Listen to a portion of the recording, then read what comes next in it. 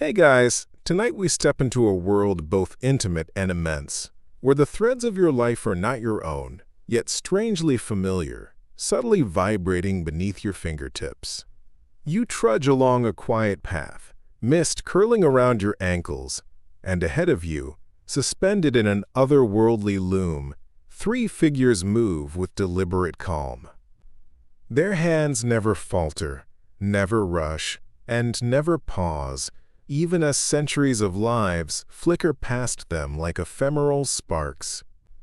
You probably won't survive this without feeling slightly unnerved, not by violence or sudden terror, but by the quiet inevitability of it all. The fates, Clotho, Lachesis, and Atropos, operate outside of time, their presence unassuming yet absolute. Their threads stretch out, twist, and occasionally knot, binding mortals, fortunes, lifespan, and destinies in patterns you can't fully comprehend, but can sense deeply. So before you get comfortable, take a moment to like the video and subscribe, but only if you genuinely enjoy what I do here. Share your location and local time in the comments. Let us mark this moment together. Now, dim the lights, maybe turn on a fan for that soft background hum, and let's ease into tonight's journey together. You observe Clotho first.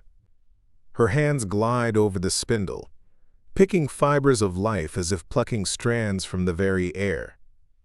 Each thread is luminous, pulsating softly with the potential of someone's first breath. You imagine her weaving not randomly but with purpose. Her focus absolute, her movements precise. Lachesis follows closely, measuring the threads with a rod that gleams in spectral light, her eyes scanning the pattern with the scrutiny of a meticulous scholar. Atropos waits silently, shears gleaming, a reminder that every beginning contains its own inevitable end. Historians still argue whether the fates originated as personifications of natural cycles or moral arbiters, but standing here, it hardly matters. You feel their essence more than see their intent. Each thread is alive with potential and limitation, whispering hints of joy, sorrow, success, and failure. You sense that even the tiniest flick of Clotho's spindle, or the faintest shift in Lachesis, measure can ripple through centuries. A quirky thought flits through your mind.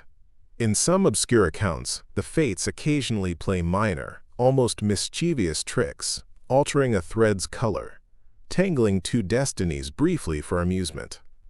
You can almost see it. A young mortal trips over nothing, and an invisible laugh vibrates through the loom. Life, after all, is not just serious business. Even under divine supervision, the loom stretches infinitely in all directions, threads weaving across past, present, and future. You can trace some patterns: families, dynasties, repeated mistakes. But each new thread brings novelty, a subtle surprise that even the fates cannot fully predict. You begin to feel the slow pull of time, not as a series of ticking seconds, but as a continuum flowing from spinner to measurer to cutter. In this space, you are both observer and participant. You are aware that some threads intersect with your own, that the loom might be touching your life, whispering secrets you have yet to hear. Yet the fates pay no attention to you specifically. Their focus is impartial, cosmic. Even their tiny quirks and jokes operate on scales you can barely sense. And then, almost imperceptibly, the loom hums. You realize it's the sound of possibility, beginnings taking shape, middles stretching taut, endings pending yet inevitable. Each vibration carries history, choice, and consequence. You inhale slowly, letting the rhythm seep into your consciousness. The threads aren't threatening. They are inevitable, patient, persistent. You feel the subtle hum in your bones, the quiet pull of a universe that spins, lives in a measured, deliberate cadence. You move closer, drawn to Clotho, the spinner of life, whose hands move with calm precision over the spindle. Every thread she plucks seems to shimmer with nascent potential, each glowing strand representing a life just beginning. Some of them brief sparks, others destined to stretch across decades, centuries even. You can almost feel the warmth of new life radiating from her hands, the tension of possibility as the thread unspools. She spins slowly, deliberately, her fingers never faltering, yet you notice occasional subtle flourishes, tiny flicks or twists that seem almost playful. These nuances might escape an ordinary observer, but you feel them as small tremors in the loom, reminders that beginnings are not entirely predictable, that even fate has its gentle quirks. Mortals experience beginnings in ways they can recognize: a newborn crying, a first step, a spark of curiosity or courage. Clotho captures these moments invisibly, threading them into the infinite loom. The spindle itself hums with resonance, a subtle vibration that conveys the raw energy of life. You think about how fragile it all seems, how a moment's intervention, an unexpected chance, or a flicker of accident could shift the trajectory before it is fully measured. Yet Clotho continues with perfect rhythm, her focus unwavering, as if she knows that even the smallest inconsistencies are integral to the pattern. Mainstream mythology often depicts Clotho in broad strokes, the spinner, the beginner of destinies. Here, you notice nuance, the minor twists, the invisible calibrations that ensure threads are neither too tight nor slack. A minor detail surfaces. Some obscure traditions claim Clotho spins using golden fibers for heroes and simple flax for ordinary mortals, subtly shaping the perceived weight of their destinies. Historians still argue whether this distinction reflects authentic belief or later embellishment, but standing here you sense that the material of the thread is more than metaphor. It carries symbolic resonance, a quiet guide for what is to come.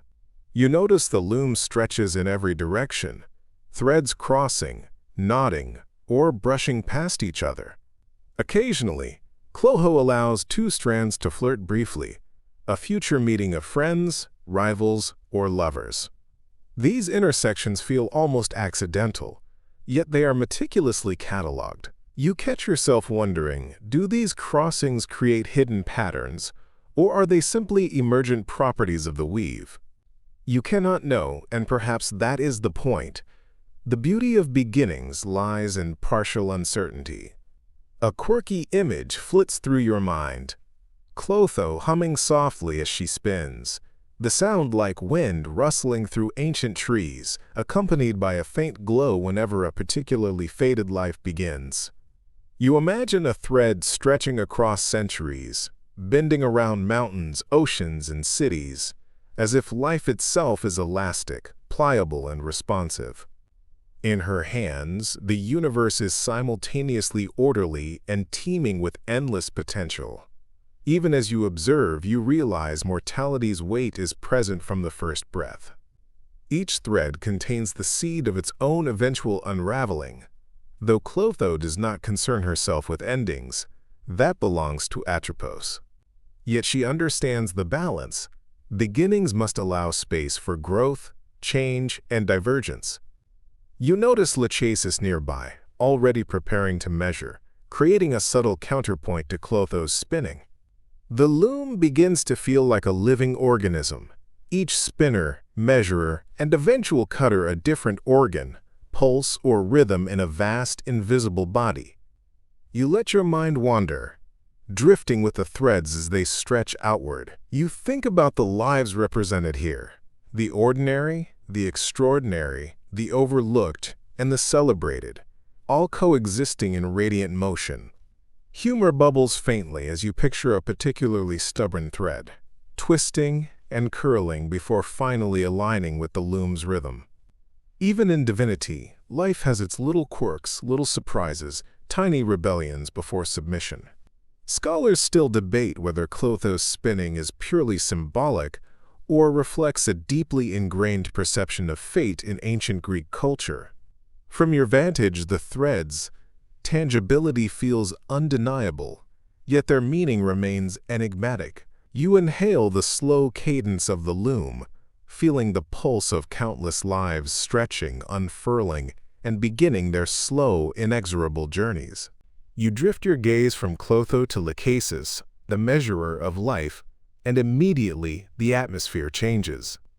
Where Clotho's hands radiate potential, Lachesis' movements carry weight and precision.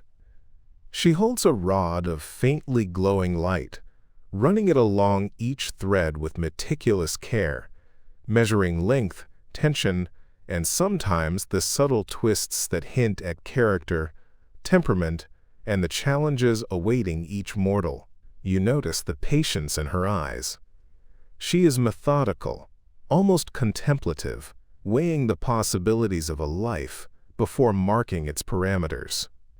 Every measure she takes affects not just lifespan, but the contours of experience, the ebb and flow of fortune, and the subtle rhythms of joy and sorrow. Mortals live their days unaware that each choice, opportunity, and even misstep has been pre-calculated and mapped along a thread. Lachesis does not interfere with Clotho's initial spark, nor does she worry about the eventual cut that belongs to Atropos, but she ensures that the thread grows with proportionality. Some threads stretch long, winding across centuries. Others are short, intense, and taut. You feel the tension in the loom as she moves, sensing that even the smallest shift can ripple across generations, subtly affecting destinies far beyond the thread she touches directly. A mainstream historical fact. The Greeks regarded Lachesis as the symbol of measured destiny, the arbiter of human lifespan, a figure both feared and revered. Yet you notice quirks that mythology sometimes ignores. Minor threads she nudges ever so slightly, allowing for coincidences, chance encounters, or sudden inspirations. In a few obscure traditions, Lachesis is described as occasionally pausing, almost amused, as if noting a mortal's improbable resilience or defiance of expectations. Historians still argue whether these anecdotes are symbolic, moralistic embellishments, or remnants of earlier localized beliefs. From your position, both interpretations seem plausible. The loom itself whispers possibilities rather than certainties. You follow a thread as she measures, noticing the subtle undulations along its length. Some segments thicken, indicating intense trials. Others lighten, marking moments of ease, happiness, or minor luck. Lachesis works with patience, yet even she seems aware of the humor in the process. A single thread might double back, intertwining briefly with another before correcting its course. You imagine the fates themselves chuckling softly at the universe's little improvisations. Mortals, of course, rarely perceive these patterns. Portents, omens, or rituals hint at underlying threads, yet humans remain largely ignorant of the careful measurement behind their experiences. Scholars still debate whether the Greeks envisioned Lachesis as a symbol of moral responsibility or purely a neutral arbiter of destiny. Watching her work, you sense that the truth may lie somewhere in between. She enforces a kind of cosmic fairness, yet leaves space for human improvisation, trial, and learning within those measured bounds. A quirky image surfaces. Lachesis sometimes humming a soft tune as she traces the rod along the threads, the faint sound vibrating along the loom, creating echoes that mortals interpret as dreams, intuition, or sudden insight. The loom's pattern, you realize, is alive not only in thread, but in resonance, a network of cause, consequence, and subtle suggestion. Each thread carries not just life and length, but rhythm, nuance, and narrative. You watch as threads intersect and overlap. Lachesis measures with care. Yet some threads fates collide, intertwining lovers, rivals, or strangers in ways both humorous and tragic. You notice that even as she measures meticulously, the universe resists complete control. Random variations, twists, and unanticipated loops emerge spontaneously. Life is precise, but not sterile, patterned, but still vibrant. Her work, in combination with Clotho's spinning, creates a delicate dance. The spark of life begins, then gains form and proportion under Lachesis, steady gaze. Atropos, shears hover silently in the background, a reminder that every measurement is temporary, that every span has a conclusion. Even so, the threads feel alive with momentum, full of potential energy ready to unfold over centuries of human experience. Scholars continue to debate whether Lachesis' role in Greek myth represents deterministic philosophy or an allegory for the rhythms of time. Here, witnessing her work firsthand, you feel that determinism is not absolute, measurement is not oppression, but structure, a framework that allows the human story to breathe, evolve, and sometimes surprise. You float alongside the threads, sensing both the certainty and the subtle liberty embedded within each life's path.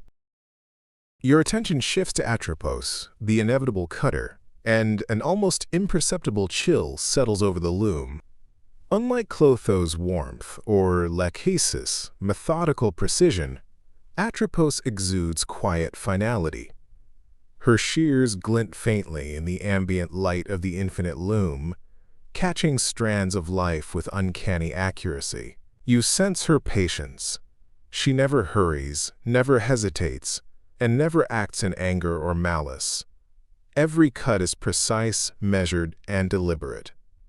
Where the other fates cultivate beginnings and measure possibility, Atropos enforces closure, the final punctuation in the story of a mortal life.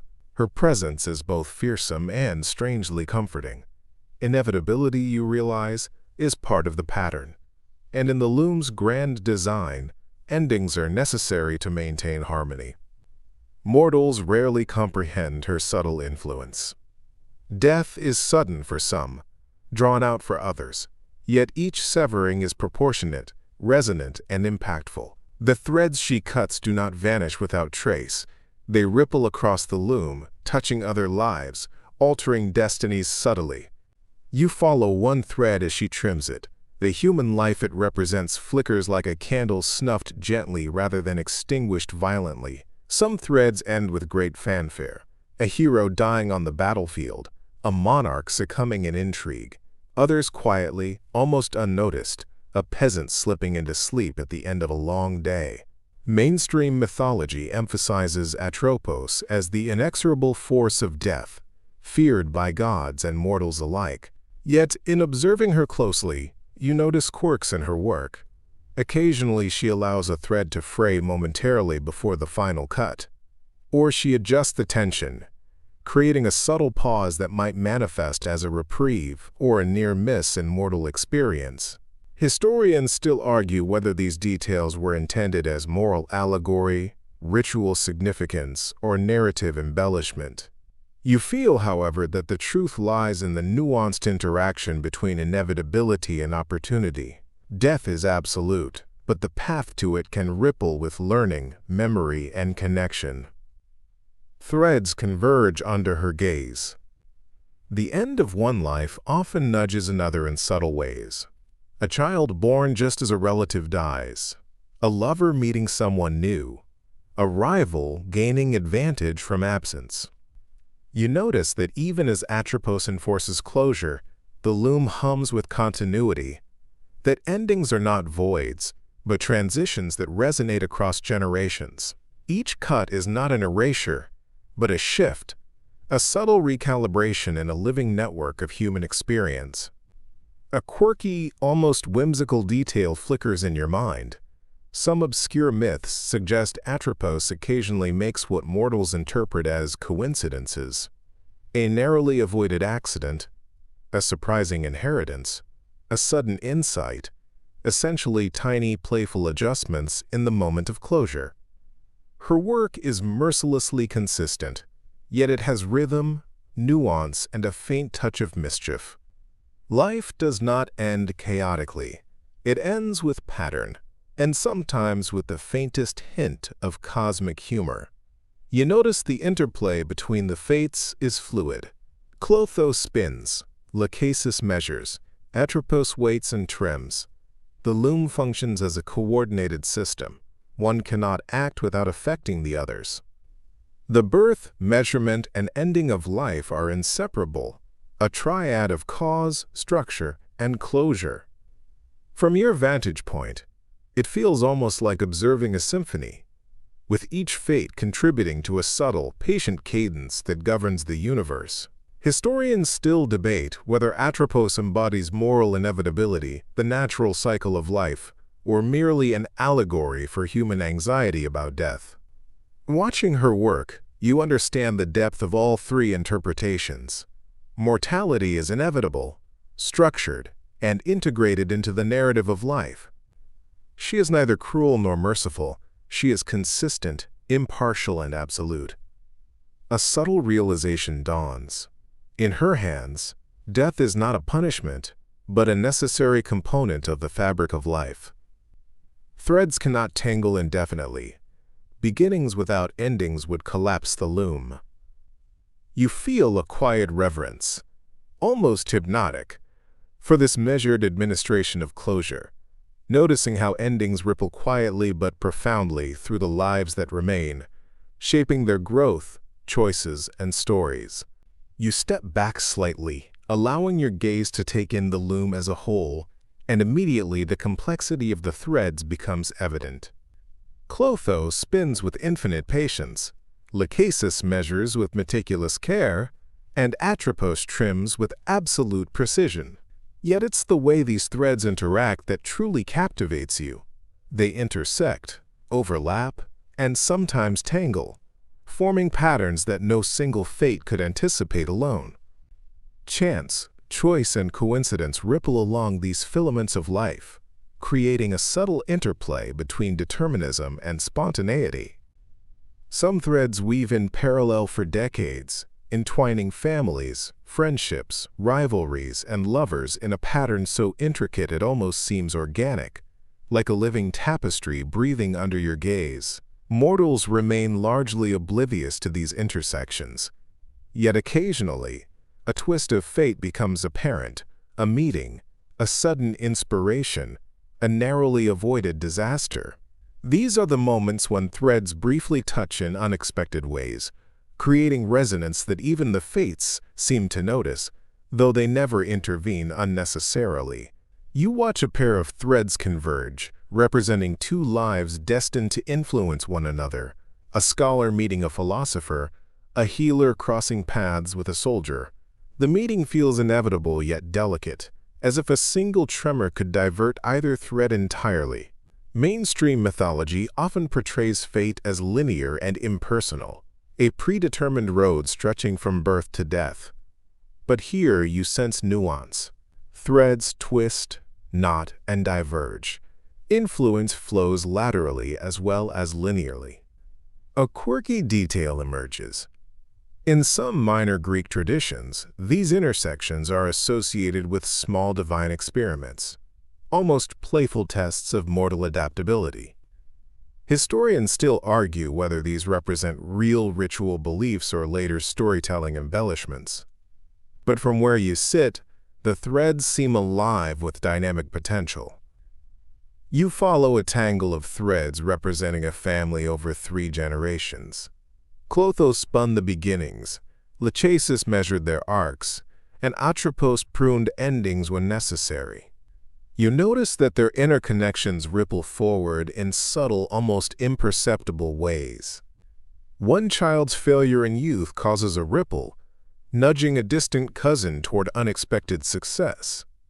A love affair thwarted creates minor frictions, altering careers, friendships, and alliances. The loom hums quietly as these effects propagate, each subtle divergence meaningful without being catastrophic. Mortals, when perceiving glimpses of these interactions, often attribute them to coincidence, luck, or divine whim. Portents, omens, and oracles reflect partial awareness of the weaving, offering guidance or warning. Yet even these interventions only modulate what is already embedded in the threads. Lachesis, measurement, and Clotho's initial spin determine the elasticity of outcomes, while Atropos, patience, ensures that all interventions eventually converge toward closure. A light joke crosses your mind. If life were a knitting class, you realize Clotho would be the patient teacher, Lachesis the grading tutor, and Atropos the janitor who cuts the yarn at exactly the wrong or right moment. You chuckle quietly, letting the humor ripple through the silent loom, appreciating that even in divine inevitability, there's room for small, playful recognition of the absurdities of life. Historians still debate whether these intersections illustrate predestination, moral instruction, or narrative flourish in myth. Observing the loom, you sense a combination. Patterns of interconnection demonstrate structure, yet leave space for improvisation, chance, and learning. The weaving is neither oppressive nor arbitrary. It is a delicate balance of influence, timing, and relational resonance. You linger, tracing a thread that curves unexpectedly to cross many others, and realize the full subtlety of the fates system. Life is not simply a straight path from birth to death.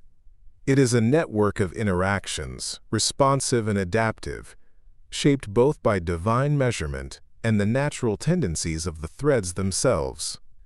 Every convergence and divergence tells a story, and all stories are, in turn, measured, spun, and eventually concluded in perfect rhythm with the loom's patient, eternal hum. You begin to notice the mortals themselves, unaware but subtly aligned with the loom's intricate design.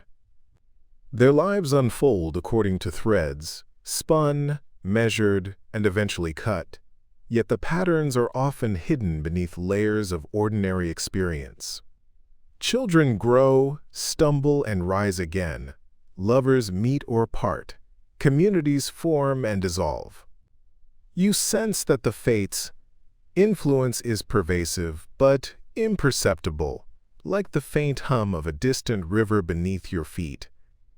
Humans interpret these patterns in myriad ways, through rituals, storytelling, or superstition, never fully realizing the orchestration of their invisible overseers.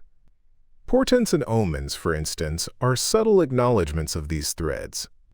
A sudden wind might carry a warning, an unusual bird appears at a significant moment, or a recurring dream hints at an unseen convergence. Mortals notice patterns and try to respond, offerings to the gods, prayers to avert disaster, charms to secure longevity. Some of these efforts succeed, others fail spectacularly, but the underlying weave continues unaffected. Clotho, Lachesis, and Atropos observe these attempts dispassionately, nudging threads as necessary, but never allowing mortal intervention to entirely derail the intended rhythm.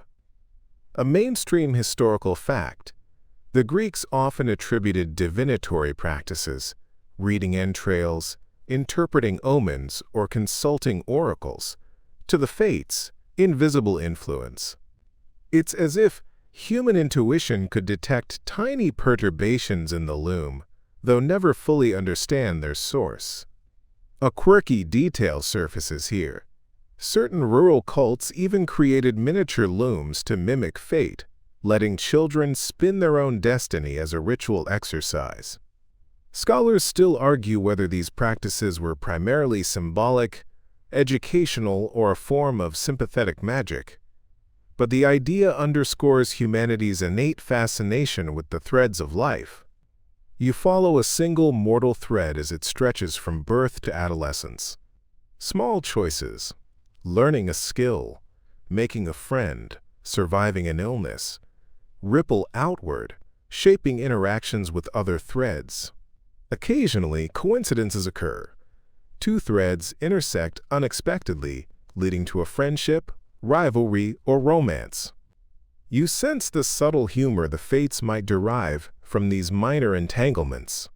One thread tangles briefly with another, resulting in a slightly inconvenient miscommunication or amusing misunderstanding, a reminder that life's complexity is both structured and unpredictable. You notice patterns of human reaction emerging across generations.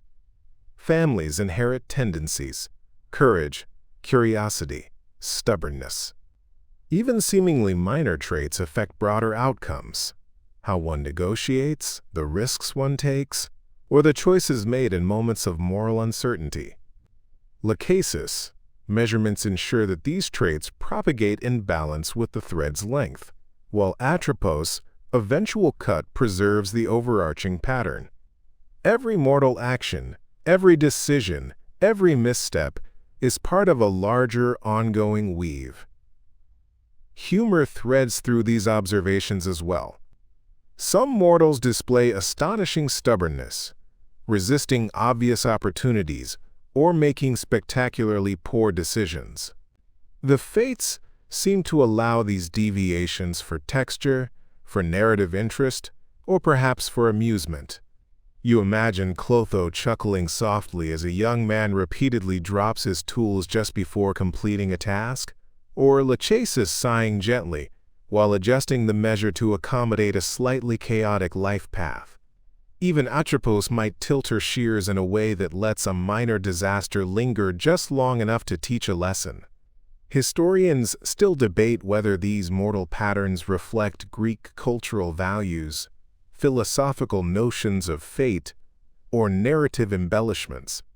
Observing the threads directly, you understand that all interpretations are partially valid. Human behavior interacts dynamically with the fates system, creating a rhythm that is both structured and responsive, inevitable yet flexible. Mortals act within constraints, yet their ingenuity, chance, and creativity ripple through the tapestry of life. You watch as countless threads stretch outward, weaving across cities, mountains, and seas. Some converge in moments of historical significance: the birth of leaders, the rise of heroes, the sparks of revolution. Others remain quietly mundane: a family tending their farm, a child learning to read, neighbors exchanging gifts. The fates treat all threads with impartiality, yet the loom's pattern ensures that even small actions resonate over time. The fabric of life is vast, subtle, and interwoven with the unseen presence of Clotho's spin, Lachesis, measurement, and Atropos, inevitable cut.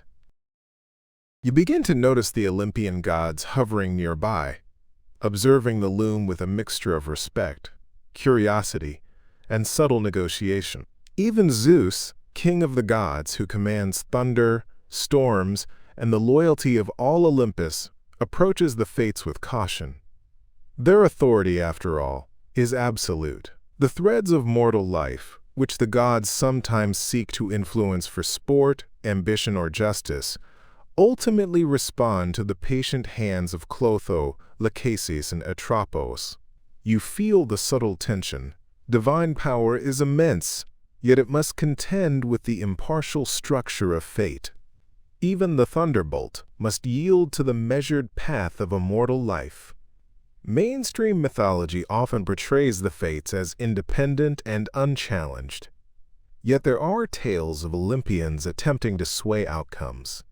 A quirky example emerges.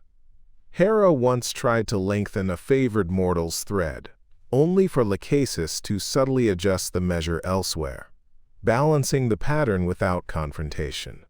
Historians still argue whether such stories were intended as moral lessons about hubris or simply narrative flair, but you sense the underlying principle. The fates, impartiality cannot be fully overridden, even by gods. You observe Zeus in particular, moving cautiously around a delicate cluster of threads. His presence is imposing, his will formidable, yet the threads of life bend subtly rather than snap. You notice Poseidon gently nudging a water-traveling thread, attempting to create opportunity for a favored sailor. But Lachesis adjusts the measure imperceptibly.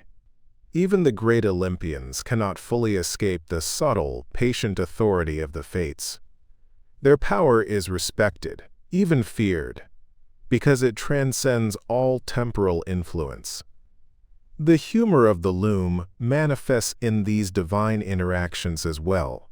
Occasionally, a god attempts intervention with dramatic flair, only to be gently countered by a minute adjustment in thread length or tension. You imagine Hermes delivering a playful grin as his winged sandals brush past the threads of a wandering mortal, or Apollo strumming his lyre while a minor miscalculation in the loom causes a would-be hero to trip slightly on the road to fame. Even deities, in their pride and grandeur, are reminded that the web of life stretches beyond their immediate perception. Cultural and scholarly debate surrounds this interaction between gods and fates. Some scholars argue that the Greeks conceived the fates as a check on divine power, embodying natural law that even the gods must respect. Others suggest that the stories reflect philosophical exploration of determinism, moral responsibility, and cosmic order. Standing here, observing the loom, you sense both interpretations are valid. The fates enforce structure, yet the gods' attempts at influence create subtle ripples, teaching both mortals and deities about limits, timing, and the consequences of action. You watch threads that intersect with both mortal and divine spheres. A mortal hero might receive an Olympian's subtle favor, a timely encounter, a chance insight, a fortuitous discovery, but the fates ensure that the outcome remains proportionate. Atropos waits patiently, her shears poised but unused, allowing the story to unfold with balance and rhythm. Even minor divine interference must harmonize with the overarching pattern of life, ensuring that threads neither unravel chaotically nor stagnate. A quirky mental image emerges. The gods standing at the edges of the loom, tiptoeing like children trying not to disturb a delicate model village, while the fates continue their patient work without comment. This interplay, immense power constrained by cosmic impartiality, offers a faint, wry amusement in an otherwise grave universe. You smile, imagining Zeus muttering to Hera about a misaligned thread, only for Lachesis to subtly nudge it back in place, invisible but absolute. Historians still argue whether these myths reflect genuine religious belief, allegorical storytelling, or philosophical musings on fate and free will. Observing the loom, you recognize that all three converge. The interactions between gods and mortals, the precise measurement of life, and the impartiality of endings form a cohesive, deeply resonant structure. The fates' authority is unassailable, yet their subtle interplay with divine whims imbues the pattern with both humor and profundity. In this space, you realize that mortal lives are shaped by forces both visible and unseen. Every divine intervention, minor or grand, is absorbed into the loom's patient rhythm. Each choice, each coincidence, and each chance meeting resonates through generations, ensuring that life is never random, yet never sterile. The threads stretch, intertwine, and pulse with energy, a testament to the quiet yet absolute authority of the fates, and to the delicate balance of power, influence, and inevitability that governs both mortals and gods alike. You begin to notice how the mortal world subtly mirrors the patterns of the loom.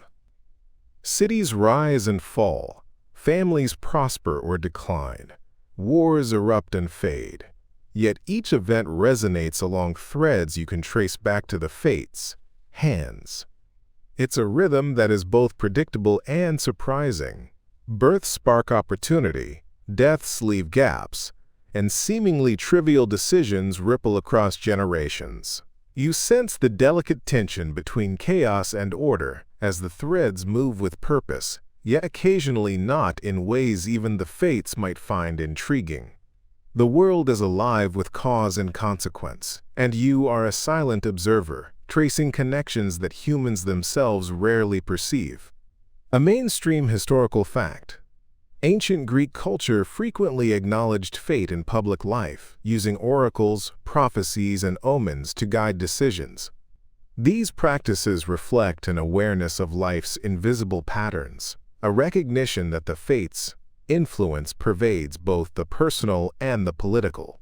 Yet alongside these solemn traditions, quirky folk beliefs suggest mortals tried more playful interventions. Some farmers offered strands of wool to Clotho, hoping their crops would prosper, or left small tokens at crossroads to nudge destiny in a favorable direction. Historians still argue whether these were sincere acts of devotion or symbolic, culturally embedded gestures, but you feel the humor and ingenuity in human attempts to influence what is ultimately beyond their control. You trace a single family line as it threads through centuries. The loom reveals a tapestry of ordinary struggles and remarkable coincidences. Children born under favorable stars, chance meetings with influential strangers, sudden illnesses that unexpectedly redirect lives. Each event is measured and balanced, reflecting Lachesis, meticulous oversight, yet threaded with subtle variation that prevents the pattern from feeling sterile. You realize that the interplay between randomness and measurement is what gives life texture. The fates allow for surprises within a structured framework, a cosmic compromise between determinism and human experience. A minor quirk draws your attention. Some threads shimmer faintly when particularly significant historical events occur. You notice one such strand representing a philosopher whose ideas echo through centuries, intersecting with rulers, poets, and ordinary citizens alike. The glow doesn't indicate importance in a moral sense. It simply signals resonance. Life, the loom seems to whisper, is a network of influence and consequence, where even small actions can carry enduring effects. You observe mortal ingenuity as threads intersect. A peasant's clever solution to a logistical problem alters the course of a city. A merchant's miscalculation inadvertently empowers a rival. The fates do not intervene to correct minor mishaps. These subtleties are part of the loom's dynamic complexity. Clotho's spinning in Lachesis, measurement create the potential. Atropos ensures eventual closure, and humans navigate the intermediate space with courage, error, and improvisation. The universe is not entirely deterministic. It pulses with calculated possibility and the echoes of choice. You catch the faintest hum as threads converge in moments of cultural or intellectual significance. You see artists, inventors, and thinkers whose actions resonate beyond their lifetimes, producing ripples that intersect with countless other lives. Atropos' shears hover, but she remains patient, allowing the consequences of creativity, insight, and human curiosity to unfold fully. Life is simultaneously bounded and expansive. Every cut, every intersection, and every new spin contributes to a tapestry that is both intricate and astonishingly coherent. Humor threads through these observations as well. You notice a pair of lovers whose paths twist repeatedly before converging. One character consistently makes comically poor decisions, creating small ripples of chaos that delight the fates. These playful deviations illustrate that while the loom enforces structure, it also allows narrative complexity and variety. Life is measured, yes, but it is also full of the absurdities that make stories memorable and human. Historians still debate whether the Greeks viewed these patterns as moral lessons, cosmic inevitabilities, or narrative frameworks for storytelling. Watching the loom, you sense all three interpretations hold truth. Mortals act within a web of possibility, sometimes guided by insight, sometimes misled by coincidence, yet always within a structure that ensures order without stifling individuality. You feel a deep appreciation for the balance achieved in the thread's choreography, a blend of inevitability, freedom, and unexpected delight. Finally, you pause to reflect on the sheer scale of the loom. Threads stretch across continents, centuries, and countless lives. Every village, family, and individual contributes to a pattern that is simultaneously immense and precise. You realize that while the fates operate on scales beyond human comprehension, their work resonates intimately with each life. Every moment, decision, and event is both part of a cosmic structure and a singular experience, unfolding under the patient hands of Clotho, Lachesis, and Atropos. Your focus drifts to the subtle interweaving of luck and misfortune within the loom, and you start noticing how even minor threads contribute to grand patterns. A child falls ill, a merchant misses a shipment, a storm diverts a ship.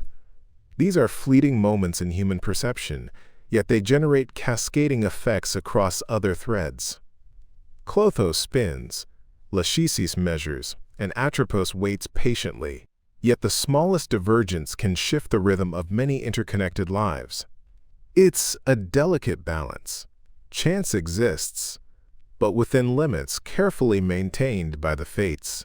You realize that life's unpredictability is never truly chaotic. It is bounded, structured, and harmonized in ways both subtle and profound. Mainstream mythology emphasizes fate's inevitability, yet here, the loom reveals nuance. You notice threads that twist or coil unexpectedly, representing coincidences, unlikely encounters, and human ingenuity. In some minor Greek traditions, these twists were seen as interventions by minor deities or spirits, or even as playful mischief by the fates themselves. Historians still argue whether these interpretations are allegorical, ritualistic, or narrative devices. But you feel the energy of possibility vibrating along each twisting filament. You follow a particularly errant thread representing a mortal scholar whose discoveries seem precarious. A missed appointment, a fleeting distraction, or a minor accident alters the course of study, but the thread remains intact, weaving into unexpected intersections with other lives. You sense the humor in these small deviations. The universe itself seems to chuckle at the scholar's near misses, while the fates observe with impassive patience. Even so, the thread's ultimate direction, as measured by Lachesis, remains true to the intended span. The interplay between luck and structure becomes apparent in the subtler patterns of families, friendships, and communities. Threads representing siblings diverge in youth, reconverge in adulthood, and sometimes interact again in old age, shaping legacy, opportunity, and influence. You see lives intertwined not by sheer coincidence, but by a measured rhythm of timing and influence. Every deviation, every small twist, is absorbed into the broader pattern, creating resonance without chaos. A quirky observation catches your attention. Some threads appear to vibrate with a faint golden glow when moments of insight, creativity, or serendipity occur. You imagine minor deities or spirits leaning in, whispering encouragement to mortals at just the right moment. These small embellishments are rare, yet they ripple along the loom, reminding you that the tapestry of life is alive, responsive, and playful, even within its carefully measured constraints. Mortals rarely perceive these subtle convergences, but when they do, they interpret them as coincidence, intuition, or sudden fortune. Even in myth, heroes often stumble upon crucial information, meet pivotal allies, or survive dangers through apparently random events. In the loom, you see these moments as natural outcomes of thread interaction, a complex, dynamic network where minor perturbations can produce meaningful impact. Historians still debate whether ancient Greeks saw such events as evidence of divine favor, moral lessons, or poetic license. You watch a series of intersecting threads representing a village, a healer, a blacksmith, a teacher, and a young apprentice. Each life influences the others subtly. The healer's foresight allows the apprentice to survive an accident. The blacksmith's tools enable a successful harvest. The teacher's lesson inspires civic leadership. None of these effects are overtly dramatic, yet their ripple effects extend across generations. Even small actions, you realize, can have enduring consequences when woven into the grand tapestry. Humor appears again in the minor deviations. A misdelivered message leads to a marriage that wouldn't otherwise occur. A lost coin changes the outcome of a trade. A sudden sneeze prevents a minor accident. The fates allow these quirks, suggesting a faint, playful amusement at human foibles. Life is measured, yes, but it is never dull. Every twist, misstep, and improbable coincidence adds narrative depth and texture, highlighting both structure and spontaneity. Finally, you recognize the delicate tension between freedom and inevitability. Mortals exercise choice, make mistakes, and improvise within the loom, yet the threads always return to the measured path. Clotho's spin provides beginnings, Lachesis measure enforces proportionality, and Atropos ensures closure. Chance dances between these three forces, creating a rhythm that is neither entirely predictable nor chaotic. You sense that the essence of life lies precisely in this balance, structured unpredictability, a universe of infinite possibilities constrained by eternal order. You begin to notice how history itself unfolds through the loom, threaded with both grandeur and mundanity. Entire civilizations are visible as collections of intertwined filaments. Cities rise, flourish, and collapse. Dynasties prosper or falter. Heroes emerge and vanish. You sense the orchestration of human endeavor. Clotho spins the threads. Lachesis measures the collective trajectory, and Atropos ensures closure at the appropriate moment. Yet even in these sweeping movements, minor quirks and twists remain visible. Small coincidences, chance alliances, or unexpected catastrophes ripple outward, shaping the course of entire regions.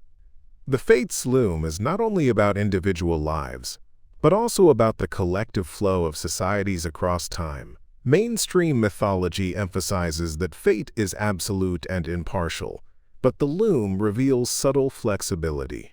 Some threads representing cities twist or tangle briefly, signaling minor internal conflicts or improbable alliances.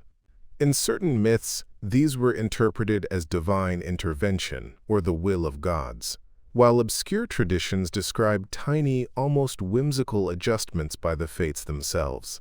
Historians still argue whether these interpretations reflect ritualistic belief, moral allegory, or narrative creativity, but here you see both order and playful unpredictability coexisting. You trace the thread of a young leader whose early missteps nearly cost him everything. A stolen message, a mistaken alliance, a sudden illness. They all threaten to sever the trajectory of his destiny. Yet the loom allows him to recover. Small, improbable coincidences. Meeting an ally by chance, surviving a storm at sea, enable the thread to continue toward its ultimate conclusion. Clotho's spin ensures potential. Lachesis measure adjusts tension without removing the challenge. And Atropos, patience maintains the thread's ultimate integrity. Life is structured but responsive. Fate is measured but not sterile. Observing collective threads highlights patterns of culture, art, and philosophy. Ideas ripple across generations, often sparked by minor mortal actions, a poet's verse, a scholar's insight, or a craftsman's invention. These contributions weave into the loom in unexpected ways, influencing not just immediate surroundings but distant communities across decades or centuries. You notice faint glimmers on these threads, subtle signals that the loom recognizes moments of creative resonance, like tiny echoes of inspiration that travel farther than their origin. A quirky detail emerges. Occasionally, a minor disruption, a misdelivered scroll, a merchant's error, a festival accident, creates disproportionate historical consequences. These disruptions are small enough to amuse the fates, but significant enough to ripple across generations. Life in these moments is simultaneously precise and improvisational, showing that even measured patterns leave room for chaos to enrich the tapestry. Scholars still debate whether these narrative elements were intended as moral instruction, commentary on divine order, or playful storytelling. Yet observing the loom clarifies that all interpretations can coexist. You watch the intersection of war and diplomacy. Threads representing armies, generals, and rulers intersect with seemingly minor threads. The intuition of a single soldier, the counsel of a quiet advisor, or the chance timing of a storm.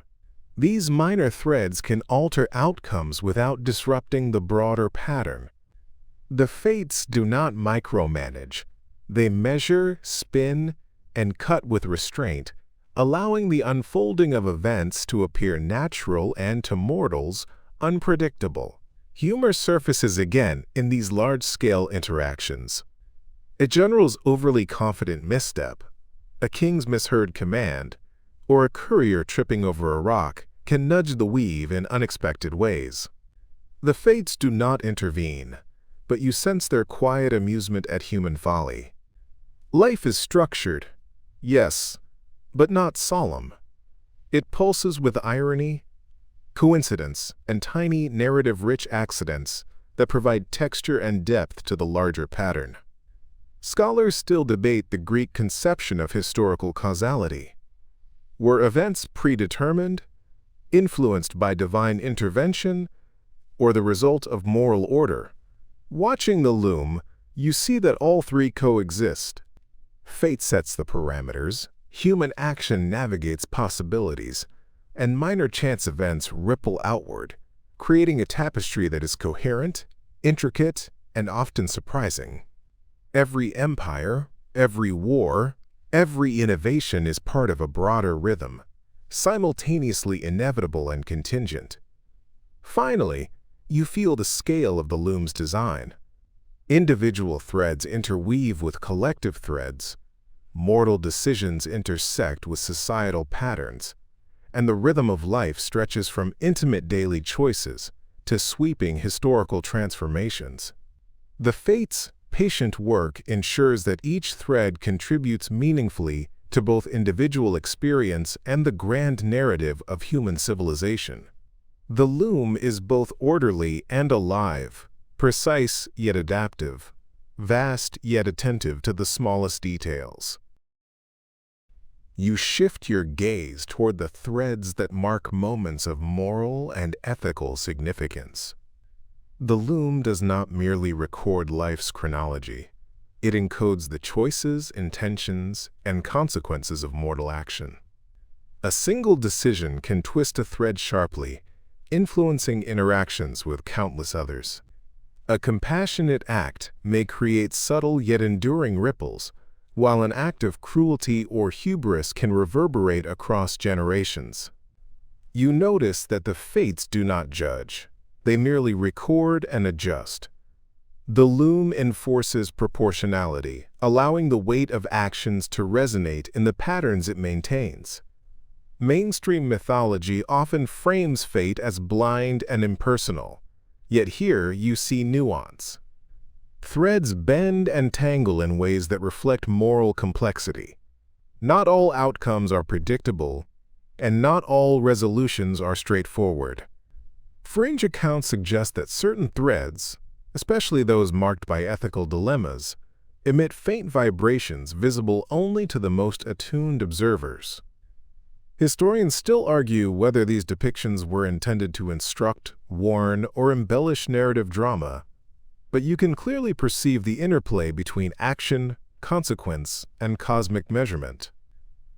You follow a mortal thread representing a soldier confronted with a choice: protect a village from marauders or pursue personal glory. Clotho spun the thread with the potential for courage.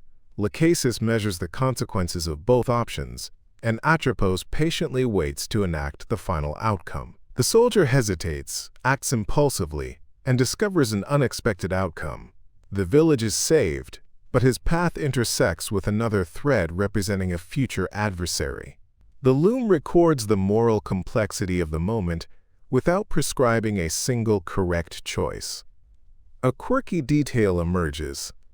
Some Greek texts suggest that small tokens, amulets, written vows, or public oaths can subtly influence the weave of ethical threads, amplifying virtue or mitigating error. Mortals interpreted these gestures as magical protection or divine favor.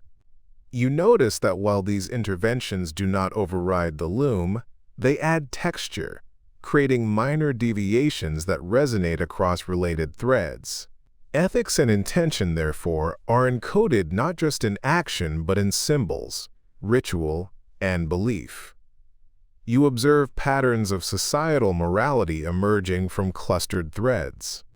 Communities respond collectively, traditions form, laws are codified, and cultural norms persist across generations. Individual choices resonate beyond immediate consequences, creating a network of ethical influence. Even a seemingly trivial act, returning a lost object, offering assistance to a stranger, can weave into broader patterns, subtly shifting outcomes across family, community, or even city-wide threads. Humor is present, even in moral moments. A well-intentioned but clumsy act may backfire comically. A farmer attempting to rescue livestock accidentally triggers a minor cascade of mishaps, all perfectly measured by the loom. These imperfections remind you that while the fates are precise, life retains its messy human charm. Narrative depth arises not just from success or failure, but from the absurdities, coincidences, and small miscalculations that make moral threads vibrant and engaging. Historians still debate whether Greek myths treated morality as divine law, social instruction, or philosophical exploration. Observing the loom, you recognize that all three elements are present. Moral consequences are encoded in the threads, human ingenuity and fallibility introduce unpredictability, and symbolic interventions, ritual, vow, or token, further enrich the patterns. Ethics are neither random nor absolute. They are measured, interwoven, and responsive, a living aspect of the tapestry.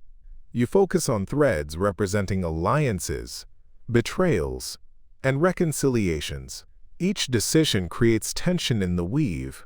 A lie might twist one thread, a confession realigns it, and a choice to forgive or retaliate nudges adjacent threads subtly. Even historical events like peace treaties or family reconciliations follow this pattern. The loom balances individual agency with inevitable consequence. Clotho, Lachesis, and Atropos coordinate seamlessly, ensuring that moral complexity resonates across time without derailing the overall structure. Finally, you feel the quiet rhythm of ethical consequence as part of the larger loom. Life's moral choices are never isolated. Every act interconnects with the network of threads representing other lives, future generations, and societal patterns. You realize that the fates' patient measurement is not merely about endings, but about creating a coherent, meaningful pattern of cause, action, and consequence, where virtue, folly, and subtle humor coexist, shaping the grand narrative of human experience. You begin tracing the threads that represent love, desire, and the bonds between mortals. These threads are some of the most intricate in the loom, twisting, looping, and occasionally knotting in ways that defy simple measurement. Clotho spins them delicately, Lachesis measures their potential, and Atropos waits for the right moment to cut or conclude a connection.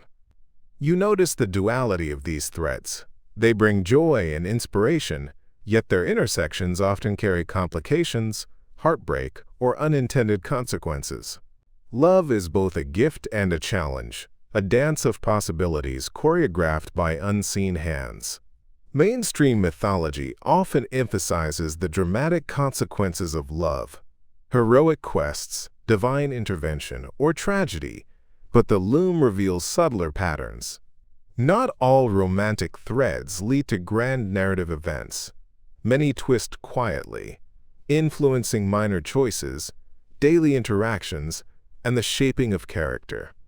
Fringe myths suggest that even animals and inanimate objects can affect the alignment of love threads, a playful notion that hints at the universe's intricate, responsive humor. Historians still argue whether these anecdotes reflect literal beliefs, metaphorical storytelling, or ritual practice. But the loom makes it clear that love's unpredictability is a deliberate element of life's design. You follow the thread of a mortal pair destined to intersect multiple times over decades. A chance meeting in a marketplace, a shared moment of laughter during a festival, a brief separation due to illness. All these events seem mundane, yet they subtly influence future connections. The loom absorbs every nuance, a gesture of kindness, a misinterpreted word, a stolen glance. Even small deviations from expected behavior ripple outward, affecting careers, alliances, and other relationships in ways both profound and imperceptible. A quirky detail catches your eye. Certain threads seem to shimmer faintly when true affection, admiration, or loyalty is present. These threads don't guarantee happy endings. They simply indicate resonance, a deep alignment within the weave. You imagine Clotho leaning closer to observe the spin, Lachesis adjusting the measure with gentle care, and Atropos smiling faintly before deciding when to conclude a chapter. Love in this context is not random. It is measured, delicate, and imbued with subtle variation. You notice threads that represent unrequited desire, fleeting attraction, or complex entanglements. These are not mistakes. They are purposeful variations that enrich the tapestry, demonstrating the interplay between longing, choice, and circumstance. Some threads intersect briefly and diverge, creating patterns of experience that teach resilience, patience, or self-awareness. Even heartbreak contributes to the structure, highlighting the loom's balance between joy and adversity. Humor emerges naturally in romantic threads. Lovers misunderstand each other in ways that are neither tragic nor catastrophic. A misread letter, a misheard word, or a comical coincidence. These minor disruptions ripple through the loom, creating gentle amusement for the fates while allowing life to remain unpredictable. You smile, realizing that even love is infused with narrative richness, subtle chaos, and the occasional absurdity that makes stories memorable. Historians still debate whether Greek myths about love were prescriptive, cautionary, or purely narrative. Observing the loom, you see that they serve multiple purposes: illustrating moral lessons, explaining human behavior, and reflecting cosmic structure. Love threads are neither strictly deterministic nor entirely free. They navigate a middle ground where emotion, chance, and circumstance interact dynamically, producing outcomes that feel natural, profound, and occasionally surprising. You watch how the fates handle love across generations. Descendants inherit subtle patterns, inclinations toward empathy, attraction to particular traits, or sensitivity to emotional nuance. These inherited tendencies interact with environmental factors and chance encounters, creating a network of influence that extends beyond a single lifetime. Clotho spins with patience. Lachesis measures with foresight, and Atropos ensures that endings arrive at the right moment, creating a coherent narrative across time. Finally, you sense the elegance of the loom in matters of the heart. Threads representing love, desire, and connection illustrate a principle that pervades all life. Structure and freedom coexist. Every meeting, every choice, every twist and turn is both measured and dynamic. The fates allow joy, sorrow, passion, and folly to resonate through generations, producing a tapestry that is vibrant, intricate, and unmistakably human. You now shift attention to threads that represent ambition, power, and the pursuit of influence. These are often among the most taut and complex threads in the loom, weaving across generations, geographies, and spheres of society. A ruler's decisions, a merchant's cunning, or a scholar's reputation ripple outward, intersecting with countless other lives. Clotho spins with precision, ensuring potential is realized. Lachesis measures the consequences carefully, adjusting tension where needed. Atropos remains patient, poised to enforce closure at the proper time. You notice that ambition is a thread both exhilarating and precarious, capable of elevating or entangling a life depending on the interplay of chance, choice, and moral alignment. Mainstream historical accounts highlight the dramatic rise and fall of leaders, but the loom illustrates subtler dynamics. Minor decisions, appointing a competent advisor, trusting the wrong ally, or misjudging a market, can create far-reaching consequences. Fringe myths sometimes suggest that the gods themselves whisper advice or encouragement to those with ambition, yet even divine influence cannot alter the fundamental trajectory measured by the fates. Scholars still debate whether these tales reflect genuine religious belief, literary embellishment, or philosophical exploration, but in observing the threads, the principle is clear. Structure and consequence govern the pursuit of power. You follow a thread representing a young ruler whose early choices are cautious yet calculated. Small victories, a successful negotiation, a favorable harvest, a strategic marriage, build momentum. Yet a single misstep, perhaps underestimating a rival or misreading public sentiment, threatens to unravel portions of the weave. Clotho's spin accommodates potential, Lachesis adjusts tension to maintain equilibrium, and Atropos waits for the appropriate culmination. You realize that ambition, like life itself, is measured, dynamic, and often tinged with irony. Quirky details emerge within ambitious threads. A merchant's obsession with rare spices leads to accidental fortune. A soldier's overconfidence causes a minor but enlightening disaster. A poet's sharp tongue reshapes political alliances. These small variations add texture, showing that human creativity, vanity, and error are integral to the loom's complexity. Even when outcomes appear dramatic, they are built upon countless minor interactions, threads converging, tangling, and diverging in patterns invisible to the naked eye. You observe intersections between ambition and love, ambition and morality, ambition and luck. Each interaction carries consequences that ripple outward, influencing generations and shaping cultural memory. A ruler's moral choice may stabilize or destabilize a kingdom. A scholar's decision may inspire progress or incite conflict. A merchant's risk may yield unexpected wealth or ruin. Humor occasionally surfaces. A pompous general trips over his own banner. A politician's minor slip sparks unintended scandal. These moments remind you that even ambition, so often taken seriously, is embedded in a universe that appreciates subtle irony.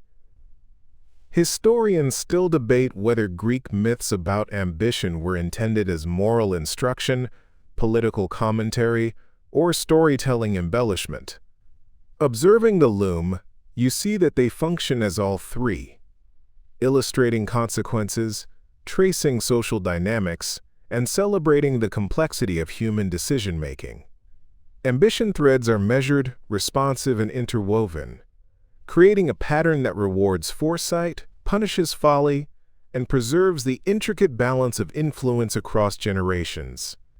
You notice generational patterns, families of influence, recurring talents, and inherited tendencies toward leadership, cunning, or creativity. These traits interact with environment, circumstance, and chance, producing outcomes that often surprise mortals and gods alike. The loom maintains coherence while allowing for novelty. No life is predetermined in detail, yet each is constrained and supported by the overarching structure. Finally, you reflect on the resonance of ambitious threads within the tapestry of human experience. They illustrate a delicate balance between potential and consequence, freedom and structure. Every choice, misstep, or triumph contributes to a living, intricate design, where the fates' patient management ensures that ambition, like love, morality, and ordinary life, unfolds with both precision and unpredictability. The loom pulses with energy, narrative, and purpose, revealing the profound elegance of fate in shaping the human journey. Your attention shifts to threads representing knowledge, discovery, and the pursuit of understanding. These threads stretch in multiple directions, intersecting with countless others as ideas travel across generations. You notice that the loom treats intellectual pursuits with subtle reverence. Clotho spins the potential for insight. Lachesis measures the reach and consequence of learning. And Atropos waits, poised to mark the culmination of understanding. Moments of revelation, invention, or miscalculation ripple outward, influencing both mortal and divine narratives. The pursuit of knowledge is measured, delicate, and transformative, shaping lives in ways both direct and unseen. Mainstream accounts highlight renowned scholars, philosophers, and inventors as pivotal to the flow of history, but the loom reveals the countless minor contributions that quietly amplify understanding. Fringe tales suggest that even dreams, omens, or casual observations can ignite new ideas, threads that shimmer with faint potential. Historians still argue whether these accounts reflect genuine belief in divine inspiration, literary embellishment, or philosophical commentary, yet you can see how both grand and subtle discoveries influence the fabric of life. You follow the thread of a curious thinker who observes, questions, and experiments with relentless energy. Minor failures, a miscalculated experiment, a misinterpreted observation, create temporary setbacks, yet these failures also lead to unexpected insights. Each discovery intersects with other threads. A teacher's lesson inspires a student who later innovates. A chance encounter with a traveler spreads knowledge across regions. A mislaid manuscript catalyzes new ideas centuries later. The fates maintain the balance. Potential is realized, consequences measured, and the ultimate impact is preserved within the grand tapestry. A quirky detail emerges. Some intellectual threads seem to hum or vibrate faintly when a particularly novel or transformative idea arises. You imagine Clotho leaning in to adjust the spin, Lachesis fine-tuning the tension to allow the idea to propagate, and Atropos patiently waiting to ensure its eventual integration into mortal experience. Even minor ideas, you notice, can reverberate widely, producing effects that reshape human understanding in subtle yet lasting ways. You see patterns in collective learning. Knowledge accumulates, spreads, and evolves as threads intersect across communities, generations, and cultures. Some ideas flourish, others fade, yet each contributes to the structure of human thought. Small coincidences, a serendipitous observation, an accidental meeting, a misinterpreted experiment, can amplify or redirect the flow of understanding. Humor sometimes appears in the minor errors of discovery. A miswritten formula, a mistaken hypothesis, or a quirky miscommunication can lead to accidental innovation or an amusing anecdote that survives in cultural memory. Historians still debate the Greeks' perception of knowledge. Was it divinely inspired, socially constructed, or a product of human curiosity? Observing the loom, you recognize that the threads of understanding incorporate all three perspectives. Insight emerges within structure, creativity is measured against consequence, and learning resonates both immediately and across generations. Knowledge is neither fully predictable nor entirely free. It unfolds dynamically, with nuance, interplay, and occasional surprise. You notice the threads of mentorship and collaboration. Teachers, patrons, and peers create connections that amplify discovery. A single insight shared at the right moment may seed generations of innovation. Even mistakes can have unintended benefits, redirecting attention or sparking creativity. The loom incorporates these human interactions, revealing the extraordinary complexity of how understanding propagates and evolves.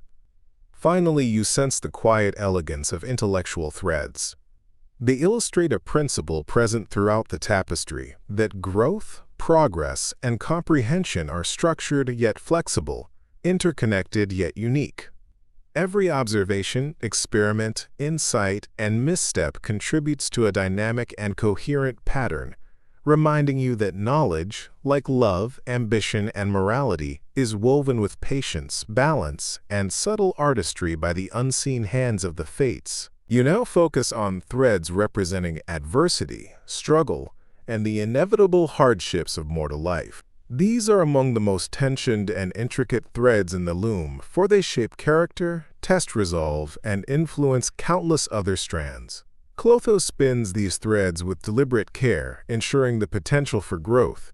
Lachesis measures the consequences, maintaining proportionality, and Atropos hovers, prepared to enact closure when the struggle reaches its natural limit. You observe that adversity is neither punishment nor random misfortune. It is an essential component of the tapestry, giving depth, texture, and contrast to every other thread. Mainstream Greek mythology often emphasizes heroic trials and divine challenges, but the loom reveals countless subtler forms of hardship: illness, famine, misunderstanding, and social misfortune. Fringe stories even describe peculiar hardships, such as accidental magical interference or trickster spirits nudging events, highlighting the universe's playful, unpredictable side. Historians still argue whether these narratives were primarily moral instruction, entertainment, or theological exploration. But the loom shows that every challenge has its place in the grand pattern.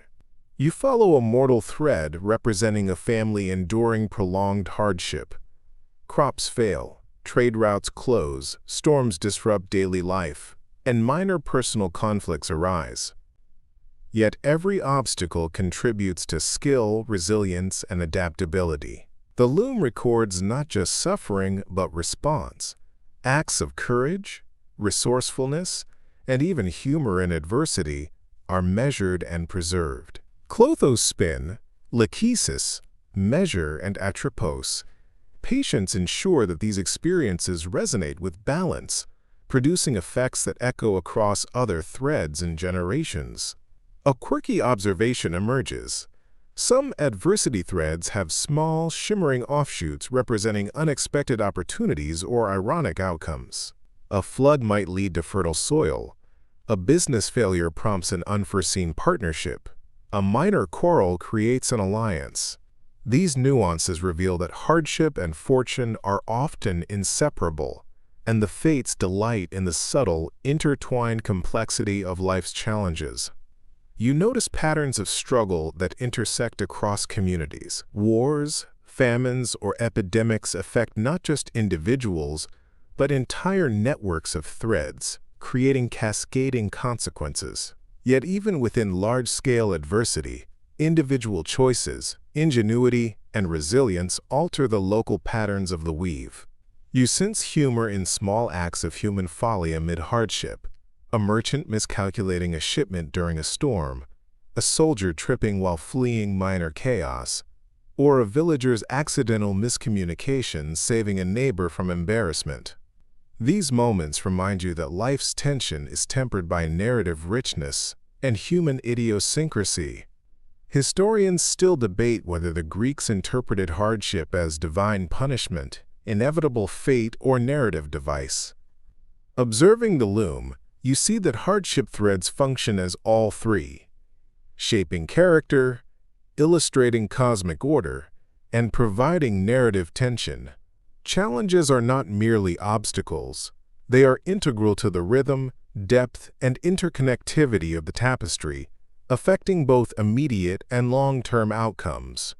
You trace individual responses to adversity. Some threads twist with creative problem-solving, others loop through resilience, and a few bend under failure, redirecting lives in unanticipated ways. Even misfortune can produce subtle joy, lessons, or opportunities. The loom accommodates these variations, showing that struggle is not uniform but dynamically integrated with human choice, circumstance, and chance. Finally, you reflect on the role of adversity in the broader tapestry. Hardship creates contrast, highlights human ingenuity, and amplifies the significance of joy, love, ambition, and knowledge. Every challenge, minor setback or calamity, contributes to the richness of the weave, demonstrating that the fates, patient management, allows life to remain structured, resilient, and full of unexpected texture. Adversity is not an interruption. It is a vital, enduring thread in the grand design of existence. Your gaze lingers on threads representing friendship, mentorship, and the bonds of community. These are gentle yet resilient strands, often crossing and intertwining with love, ambition, knowledge, and even adversity threads. Clotho spins these with patience, ensuring connections that nurture growth. Lachesis measures how long and strong they persist, and Atropos waits to sever only when natural endings arrive. You notice that friendships, both fleeting and enduring, shape countless lives in subtle ways, often creating opportunities, support networks, and resilience that influence the broader tapestry. Mainstream mythology often celebrates heroic alliances, but the loom shows how ordinary interactions are just as meaningful. A merchant sharing advice with a neighbor, a soldier defending a companion, or a student learning from a mentor can produce reverberations far beyond the immediate relationship. Fringe stories sometimes suggest that minor deities take interest in these bonds, adding small twists of luck or insight. Historians still debate whether ancient Greeks truly conceptualized these interactions as divine-guided or as allegorical representations of social cohesion, but observing the loom clarifies their pervasive impact. You follow a thread representing two lifelong friends whose paths frequently diverge and reconverge. A shared journey through hardship strengthens one connection, while moments of misunderstanding introduce minor tension. Even so, their mutual influence shapes decisions, catalyzes opportunity, and weaves into broader community threads. The village prospers, apprentices thrive, and minor conflicts are resolved more smoothly than they would have been alone. The loom preserves both the humor and the seriousness of their companionship. A quirky observation emerges. Occasional small threads shimmer with golden flecks whenever a particularly loyal or serendipitous act occurs between friends. Sharing a secret at a pivotal moment, offering assistance without expectation, or unintentionally preventing misfortune. These offshoots may appear minor, yet they ripple through other threads, amplifying positive outcomes and subtly redirecting challenging situations. Even casual acts of camaraderie can exert profound influence over the wider weave. You notice collective patterns of mentorship and apprenticeship. Scholars, artisans, and leaders pass knowledge and wisdom along threads that intersect with countless lives, producing cascading benefits across time. Occasionally, a student surprises a teacher with novel insight, creating a minor spark in the loom that ripples unpredictably. Humor appears naturally. A mentor's exaggerated frustration at a student's mistake can inadvertently teach the lesson, or a miscommunication prompts an unexpectedly beneficial outcome. These threads highlight the delicate interplay between guidance, learning, and human unpredictability. Historians still debate whether Greek narratives intended friendships and mentorships as moral exemplars, social prescriptions, or narrative embellishment. Observing the loom, you see that these connections serve multiple purposes, shaping personal growth, stabilizing social structures, and enriching the broader narrative. Bonds between individuals are measured yet flexible, demonstrating how choice, chance, and circumstance collaborate to influence outcomes across generations. You watch intersections between friendship, love, and ambition threads. Companions may counsel against poor choices, assist in risk-taking, or amplify creativity and insight. Even minor interventions, a shared resource, a word of encouragement, or a protective act, can produce ripple effects that extend through families, communities, and future generations. The loom records these interactions with precision, highlighting the profound yet often understated influence of social bonds. Finally, you sense the elegance of community threads. They illustrate a recurring principle of the tapestry. Life is not lived in isolation. Connection, support, and shared experience amplify joy, mitigate hardship, and shape destiny. Even small, seemingly inconsequential acts of friendship contribute meaningfully to the grand design. Observing the loom, you realize that these social threads, like all others, are a vital component of the measured yet dynamic, intricate, and enduring patterns of human existence. You now turn your attention to threads representing legacy, memory, and the echoes of lives long past. These threads are ethereal yet enduring, extending far beyond the lifespans of individual mortals. Clotho spins them with meticulous care, ensuring that the potential impact of each action resonates. Lachesis measures the influence and duration of memory, and Atropos waits patiently to cut only when the thread's purpose has been fulfilled. You notice how deeds, reputations, and even minor anecdotes are woven into the loom, carrying forward lessons, inspiration, and cautionary tales across generations. Mainstream historical accounts often emphasize grand monuments, famous victories, or renowned thinkers as the vessels of legacy. Yet the loom shows that even small, seemingly insignificant actions can reverberate through time. A thoughtful letter, a recorded observation, a single act of kindness. Fringe traditions suggest that minor spirits or even natural elements can carry the essence of memory, subtly nudging events or influencing perception.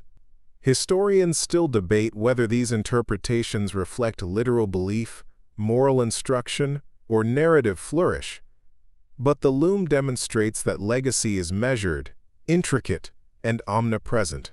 You follow a thread representing a craftsman whose name is forgotten by most, yet whose techniques influence generations of artisans. A misjudged cut in one workshop leads to refinement in another. A forgotten pattern inspires a masterpiece decades later. The loom absorbs these nuances, showing how even uncelebrated individuals contribute to the enduring structure of culture and civilization. Small errors, idiosyncrasies, and coincidences enhance rather than diminish the tapestry, revealing the interplay between human imperfection and enduring influence. A quirky observation emerges. Some threads appear to glow faintly when a memory or influence is unexpectedly rediscovered, an ancient scroll read anew, a long-forgotten custom revived, or a minor invention inspiring innovation centuries later. These moments of rediscovery ripple through multiple intersecting threads, reminding you that legacy is neither fixed nor entirely predictable. Even forgotten contributions may reappear, carrying significance in ways the original actor could never anticipate. You notice patterns of collective memory. Communities maintain stories, traditions, and cultural practices that amplify and stabilize individual legacies. Festivals, rituals, oral histories, and texts intertwine with the loom's structure, preserving knowledge and influence. At times, humor emerges naturally. A misremembered tale gains exaggeration, a jest turns into proverb, or a trivial incident becomes emblematic of a cultural principle. The loom accommodates these quirks, weaving them seamlessly into the larger narrative. Historians still debate the Greek conception of remembrance. Were cultural memories viewed as divine preservation, social reinforcement, or artistic license? Observing the loom, you see that they function simultaneously in all three ways. Legacy threads encode achievement, character, and cultural impact, allowing individual action to influence distant futures without violating the structure of causality. Memory, like fate, is structured yet flexible, responsive yet enduring. You follow intersections between legacy and other threads: love, ambition, knowledge, morality, and adversity. Each interaction shapes what is remembered and how influence propagates. A single act of courage, compassion, or creativity may echo across centuries, subtly affecting societal norms, inspiring innovation, or preserving moral lessons. Even minor coincidences, a misdelivered letter, an unexpected witness, or a fleeting moment of attention, can shift the resonance of these threads, demonstrating the delicate balance between action, perception, and enduring impact. Finally, you sense the grandeur of the loom's treatment of legacy. Lives, choices, and deeds, whether celebrated or obscure, are integrated into a coherent, dynamic tapestry. Every thread contributes to the perpetuation of memory, influence, and inspiration, creating a pattern that transcends individual mortality. Observing these threads, you realize that legacy is both the culmination of personal effort and the ongoing conversation between generations, measured, intricate, and subtly alive. Your attention now drifts toward threads representing chance, coincidence, and the subtle interventions of fate that defy easy explanation. These are the threads that twist unpredictably, brushing against countless others, producing outcomes that seem miraculous, ironic, or absurd. Clotho spins them with delicate precision, ensuring that randomness enhances rather than disrupts the tapestry. Lachesis measures their influence carefully, adjusting tension where necessary, and Atropos waits to resolve them when the moment of convergence arrives. You notice that chance is not chaos. It is a carefully integrated component of life's design, giving depth, humor, and nuance to human experience. Mainstream mythology often recounts divine intervention or serendipitous events as dramatic plot points, but the loom reveals subtler patterns. A misdelivered letter, a sudden storm, an unexpected encounter, or a trivial mistake can ripple outward, shaping destinies. Fringe traditions even suggest that minor spirits or invisible forces nudge events, producing faint but meaningful effects. Historians still debate whether these accounts were meant to illustrate divine influence, moral lessons, or narrative flourish. But observing the loom clarifies that randomness and structure coexist harmoniously. You follow a thread representing a merchant whose fortunes fluctuate unpredictably. A shipment delayed by weather inadvertently avoids pirates. A misread contract sparks a profitable opportunity. A chance encounter with a traveler introduces a new idea that transforms the merchant's enterprise. Each minor coincidence reshapes the local weave, demonstrating that even apparent luck or misfortune is part of the measured structure of life.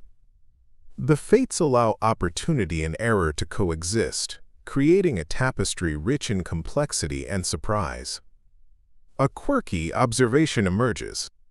Some threads flicker with a subtle shimmer during moments of serendipity, as though the loom itself recognizes the playful humor of chance.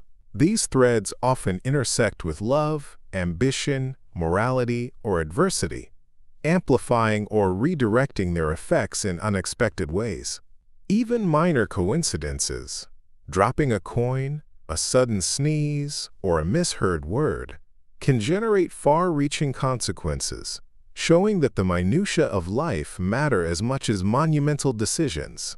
You notice patterns of coincidence across generations. One small event may influence multiple lives indirectly, producing ripple effects that reverberate for decades. A student arriving late to class inadvertently overhears a lesson that sparks innovation.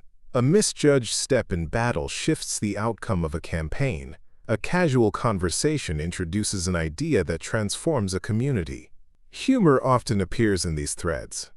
Absurd mistakes or ironic reversals delight the loom's unseen architects while enriching the narrative complexity. Historians still debate whether the Greeks conceived chance as purely random, divinely orchestrated, or morally instructive. Observing the loom, you see that all three interpretations coexist. Chance is integrated, meaningful, and responsive, producing patterns that are coherent yet surprising. Randomness is not disorder. It is structured unpredictability, a dynamic interplay with intentionality and consequence. You follow intersections where chance magnifies the impact of love, ambition, and knowledge threads. A missed meeting leads to a pivotal alliance. A sudden insight arises from a dream. A minor accident creates unforeseen advantage. The loom ensures these interactions are neither arbitrary nor meaningless, preserving coherence while allowing for delightfully unexpected outcomes. Each coincidental twist adds texture, humor, and unpredictability, reminding you that life's richness emerges from the interplay of structure and spontaneity. Finally, you perceive the elegance of chance threads. They demonstrate that unpredictability is integral, measured, and deliberate. Even when outcomes surprise mortals, the loom's patient design ensures that randomness enhances rather than disrupts the grand pattern. Observing these threads, you understand that life's delicate balance depends as much on serendipity as on planning, choice, or morality, producing a tapestry that is intricate, vibrant, and eternally engaging. Your gaze now falls upon threads representing divine oversight, influence, and the subtle shaping of mortal affairs. These threads are interwoven delicately with every other strand: love, ambition, morality, knowledge, adversity, friendship, legacy, and chance, providing cohesion and direction without ever dictating absolute outcomes. Clotho spins them with careful precision, Lachesis measures their appropriate influence, and Atropos ensures that interventions resolve harmoniously within the greater weave. You notice that divine threads operate more as guidance than control, nudging, amplifying, or redirecting, without erasing the agency or choices of mortals. Mainstream mythology often depicts gods intervening dramatically, sending storms, visions, or direct messages, but the loom illustrates subtler, cumulative effects. A fleeting inspiration from Athena might guide an artisan's hand. A quiet whisper from Hermes may avert a minor catastrophe, or a small sign from Apollo may influence a moral decision. Fringe accounts suggest that mortals sometimes misinterpret these nudges as chance or intuition. Historians still debate whether such stories were intended as literal divine intervention, allegorical teaching, or narrative flourish. But observing the loom clarifies that divine influence is carefully measured and integrated, never arbitrary. You follow a thread representing a warrior guided by Athena's subtle intervention, a tactical choice in battle inspired by a fleeting insight, prevents unnecessary casualties. A small misstep avoided through divine guidance preserves a fragile alliance. A moment of ethical restraint influenced by the goddess ensures long-term stability. Each of these actions intersects with countless other threads, some previously invisible, illustrating how minor divine nudges propagate through time and circumstance without violating mortal agency. A quirky detail emerges. Some divine threads shimmer with a faint iridescence, barely noticeable but persistently present whenever gods interact with mortal lives in subtle ways. These interactions are often unnoticed by mortals, creating humor or irony, such as a god's well-intended nudge accidentally producing an amusing minor mishap, or a messenger delivering guidance that is misread in perfectly human fashion. These moments enrich the tapestry, adding texture, unpredictability, and narrative depth. You notice patterns of divine oversight that interact with multiple human spheres. Innovation, justice, moral decision-making, love, and ambition all bear traces of subtle influence.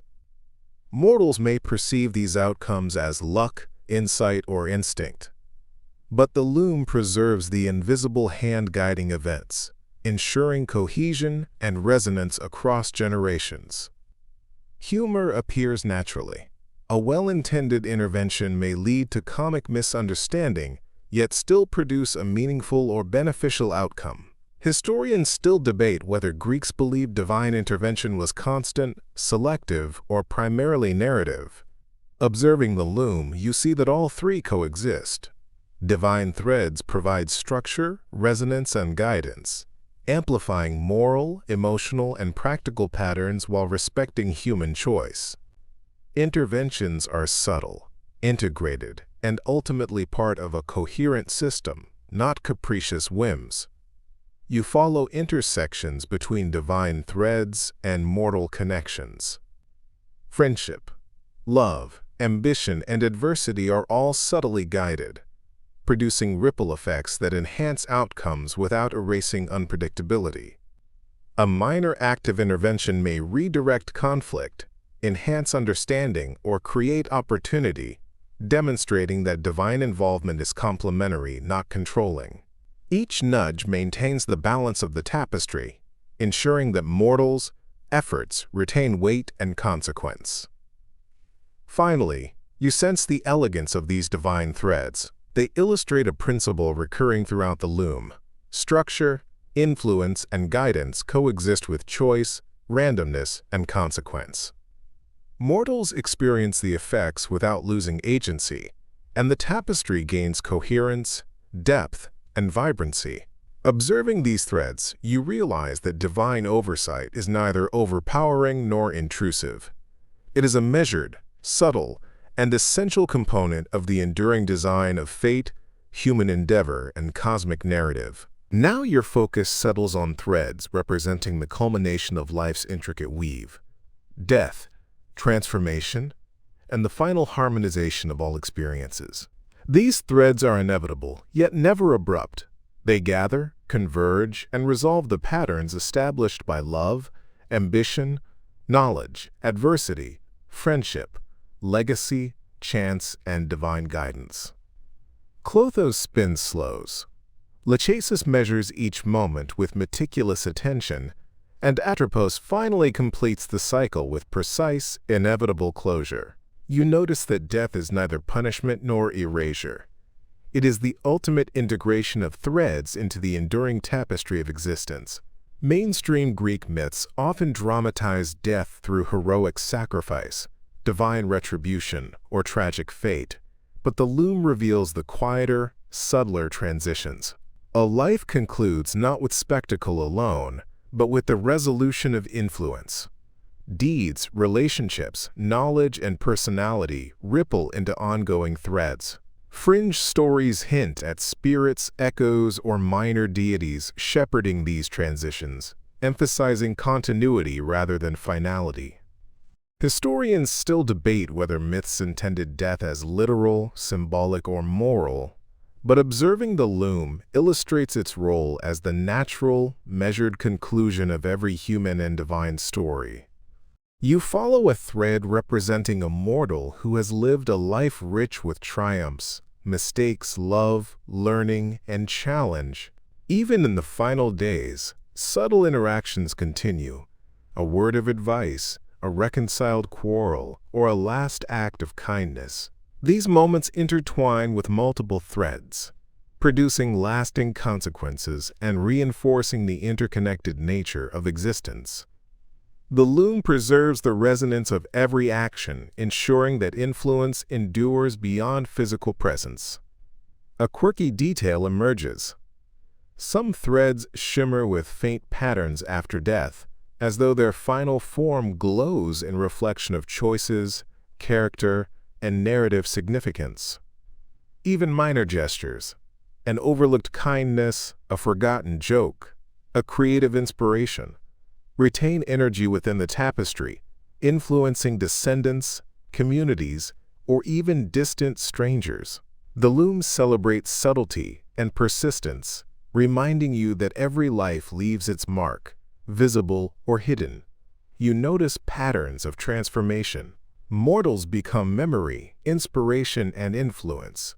Mortals, choices intertwine with divine and cosmic threads, amplifying or redirecting the flow of fate. Generational, cultural, and societal consequences extend naturally, illustrating how endings are also beginnings. Each resolution permits new threads to emerge, creating dynamic continuity across time. Humor, too, persists. A mischievous coincidence, a poetic irony, or a minor error preserved in memory may continue to elicit laughter long after the original actor is gone. Historians still debate whether Greek myths treated death primarily as fate, moral lesson, or narrative device. Observing the loom, you see that all interpretations coexist. Death is the point of integration, the moment when threads converge, their full pattern revealed, and their ongoing influence solidified. It is both inevitable and meaningful, structured yet imbued with resonance. You watch intersections between death and other themes.